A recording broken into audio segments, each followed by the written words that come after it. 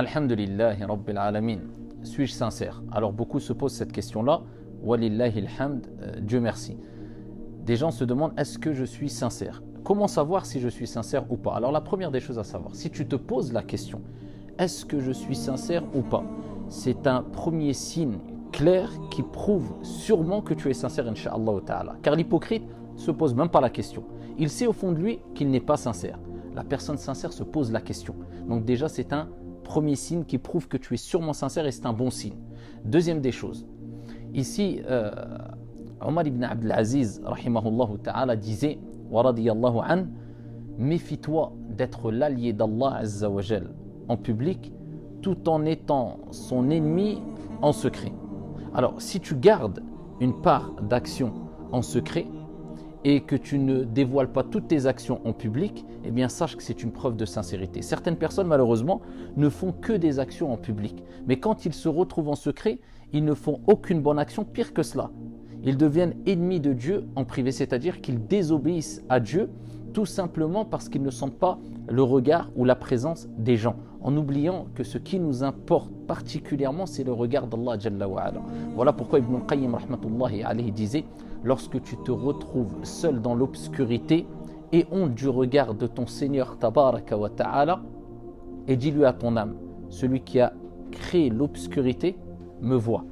Donc si tu gardes une part de tes bonnes actions quand tu es en privé, en secret, et que tu ne désobéis pas à ton Seigneur Tabaraka wa Ta'ala en secret, alors que tu lui obéis toujours en public, sache que c'est un signe clair, insha'Allah ta'ala, que tu es sûrement sincère envers Allah Tabaraka wa Ta'ala. Et troisième des choses, afin de savoir si tu es sincère ou pas, demande-toi, est-ce que tu n'acceptes que les éloges et tu n'acceptes pas les conseils qui quelquefois sont bénéfiques bien sûr, mais qui te font mal?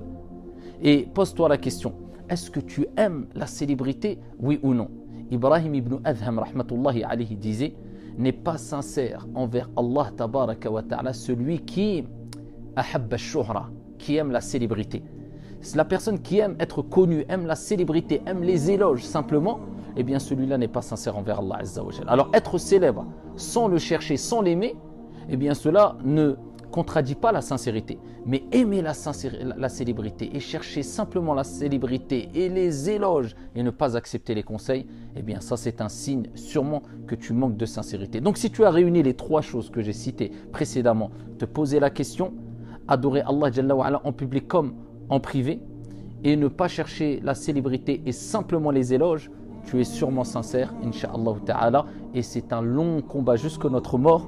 Ici, le fait d'être sincère et de renouveler son intention afin de adorer notre Seigneur avec sincérité, c'est un dur combat et c'est pour cela qu'il est important de multiplier les invocations afin de demander à Allah Tabaraka wa Ta'ala, celui qui détient les cœurs entre ses doigts, il les tourne comme il veut, de nous accorder sincérité et véracité, qu'Allah Subhanahu wa Ta'ala nous accorde sincérité et véracité jusqu'à notre mort. Amin ya Rabbal Alamin, walhamdulillahi Rabbil Alamin.